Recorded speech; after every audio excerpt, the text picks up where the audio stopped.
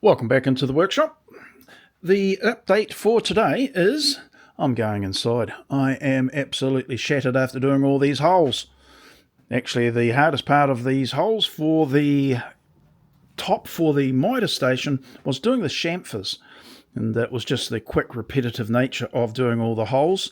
There's about 280 holes or chamfers that had to be done, so yeah, but 136 holes. So that's a few holes. 60, I had to write it down because I wouldn't have remembered that. 168 holes on each side. So yeah.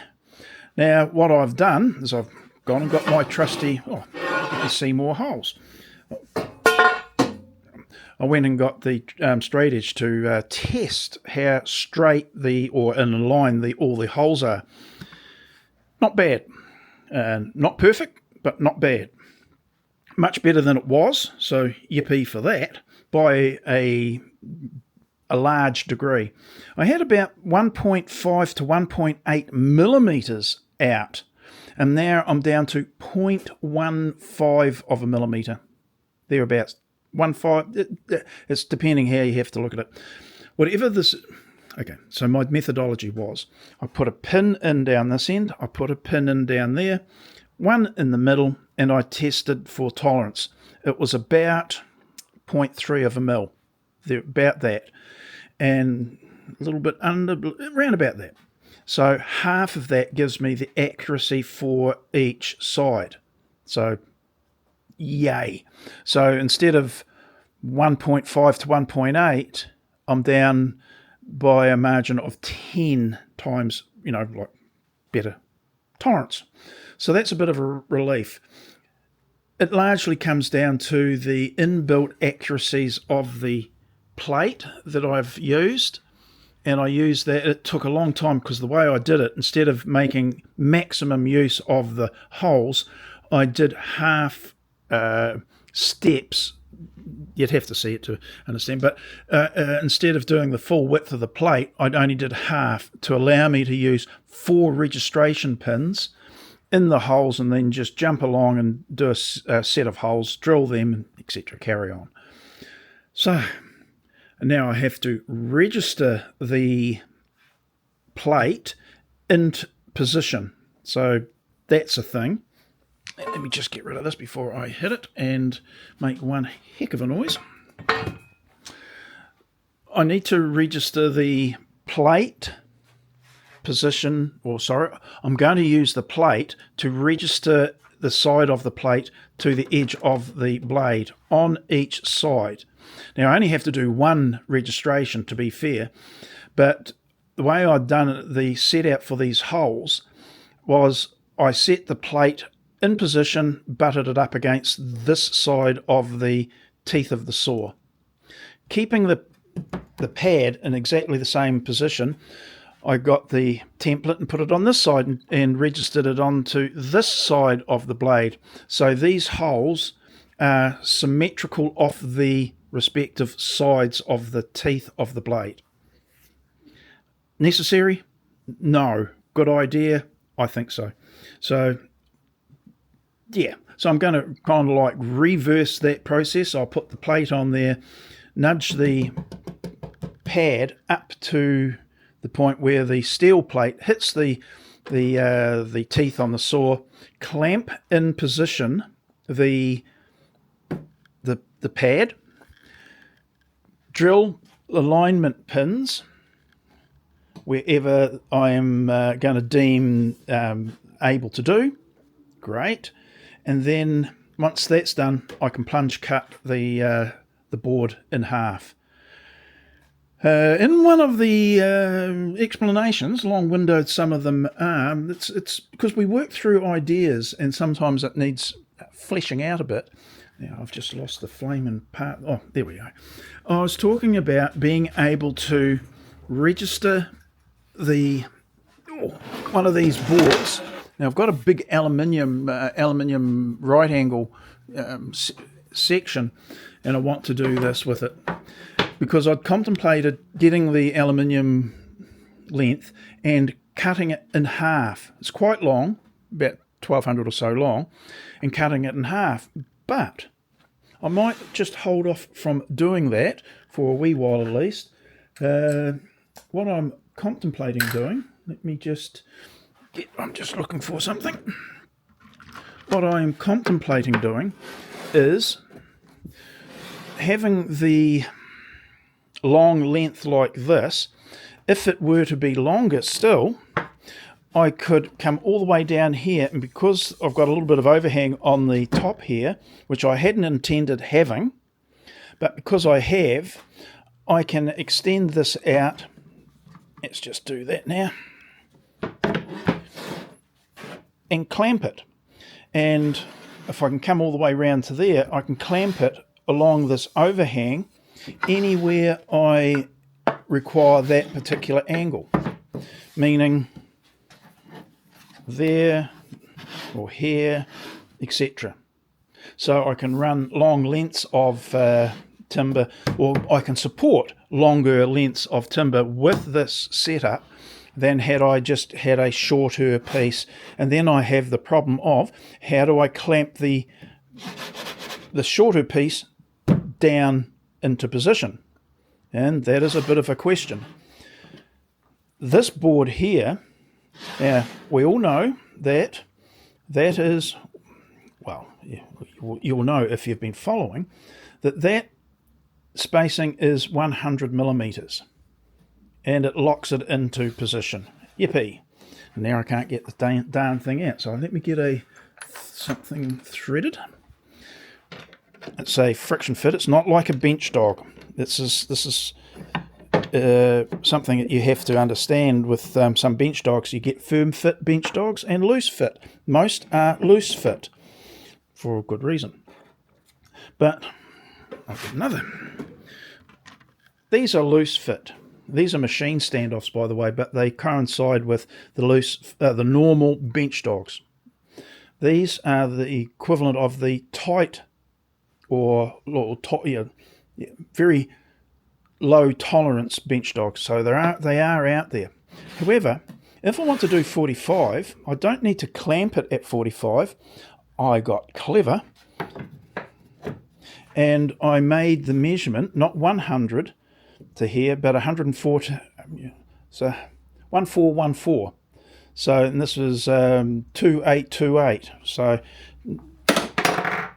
yeah, well, it goes through all the way through.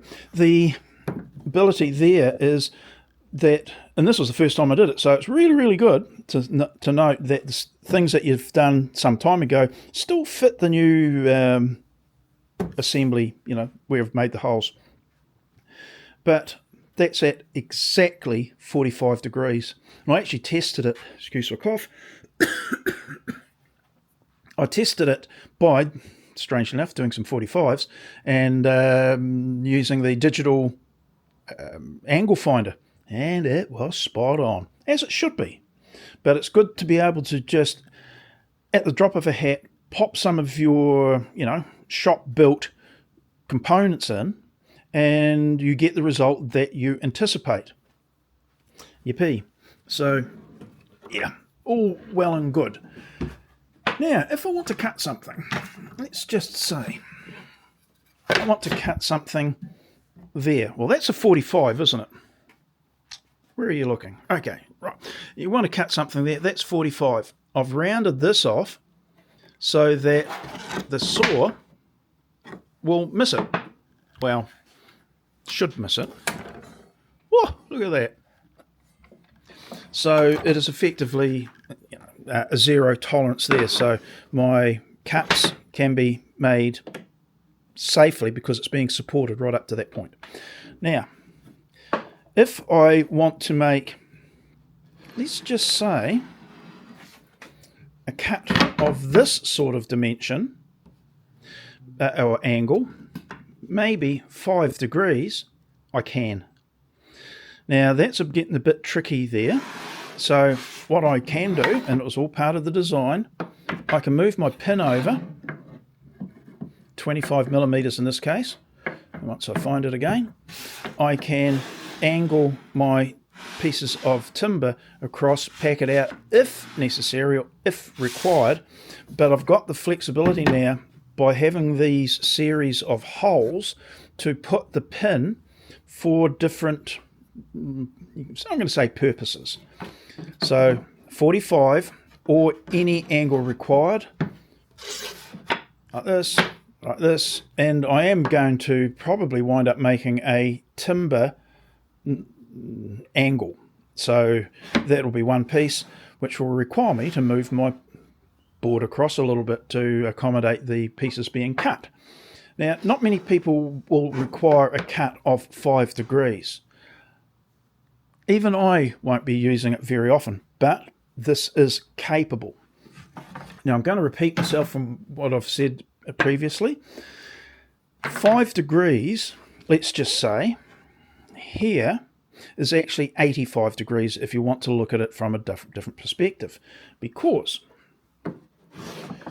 if I can do a cut like this, I can also, backing up, if I can do a cut like that, I can do a cut like that at 5 degrees. The miter saw can do that. Correct, it can.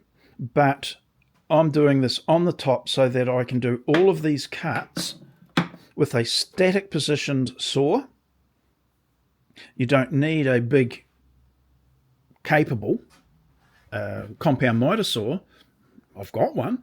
But these sorts of angles, past 60 degrees, you can't do on it without adding a jig, which generally, the ones I've seen, people have made up a 45 degree jig, and then for their saw, and then they can start arcing around the saw itself with that jig in place, which is holding the timber.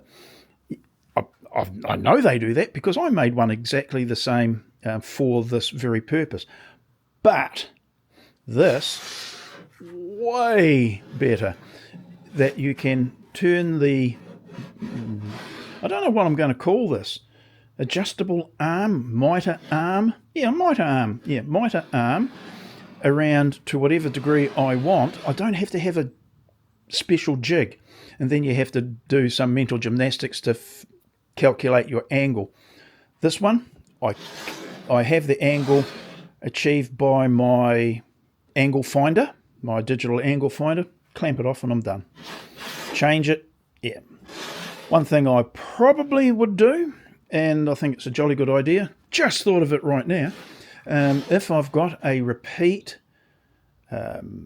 job that requires a specific angle, it might be that I cut a taper or a template of that angle. Note down 5 degrees. That means I can say, in this case, it would be 85 degrees. I could stick it in here so that I can set this up against that. Then I know this side is 5, if you get what I mean.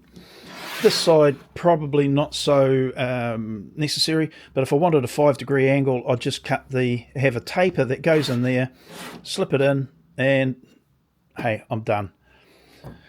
No angle finder required. It is a template for that particular job, or whatever angle you want. So, liking it a lot. I've added a few dimple marks here, and these are holes that have no current requirement, but they're there ready to go. So if needed, I can pop the panel up off of the miter station onto the drill press and pop those holes in. I've had these holes here at 25mm centers, great, but then I realized I don't need to have all these holes carry on down the length here. I can actually make my increments in the item that I'm going to be registering them on. I wanted these extra holes here because there may be, and I'm just guessing, there may be instances where they will be required for other things as yet not determined clearly. So, in all, very happy with the alignment. Pleased that I went to this bit of effort What else I can do with it, we have yet to find out, but I am really looking forward to getting it finished, getting it all pinned in place, and that first plunge cut's going to be interesting. That's one thing too. We all know that despite our best efforts and the quality of the machines, there can be imparted a little bit of flex in the whole structure when you're doing cutting, and sometimes that shows up in our cuts.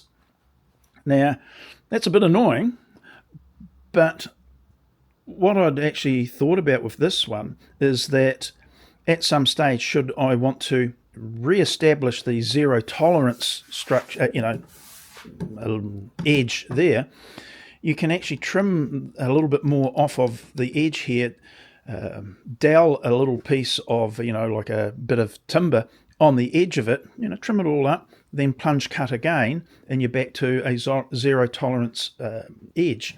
So that's one little, it's a feature, you could say, of having anyone that's got tops like this would be able to do that. But I'd just like to see the system, the Sketchy Builder pads or tops, developed up a little bit further, and anything that we can do to aid that, why not? So yeah, I can now do miters of any angle, 0 to 90, and I can. Where's my gauge? Actually, I've got blocks all dotted around the place, but I can now put my gauge blocks along here in increments that will be able to be dialed in. No, I'm not exaggerating. It's also probably not required, but I'll be able to dial in the gauge block to, we're starting to get into hundredths of a millimetre accuracy. Not joking. Tenth of a millimetre, very doable. But because the reason I know this is doable, because I did it before and then mucked it all up, didn't I? Anyway, we can dial it in, and it's repeatable depending upon the accuracy of those holes. So once I've dialed, got the fidelity of the gauge block, moving it over those increments retains the fidelity, and every time I turn the end of the gauge, and I've showed this several times already, it retains that fidelity. So 1 full revolution of the screw is 1 millimetre. So it's 1 millimetre with the fidelity that we can dial in.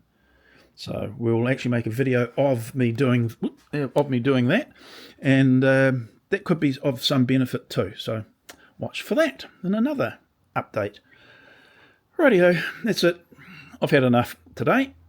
Inside, light the fire, put a pie in the oven, and yeah, not a bun, no, just a pie, small joke, and then shoot out here tomorrow, pin this down and plunge cut, and then remake the plenum a little bit. So yeah, all fun stuff, isn't it? Rightio, that's it. I'll see you in the next one now. Bye.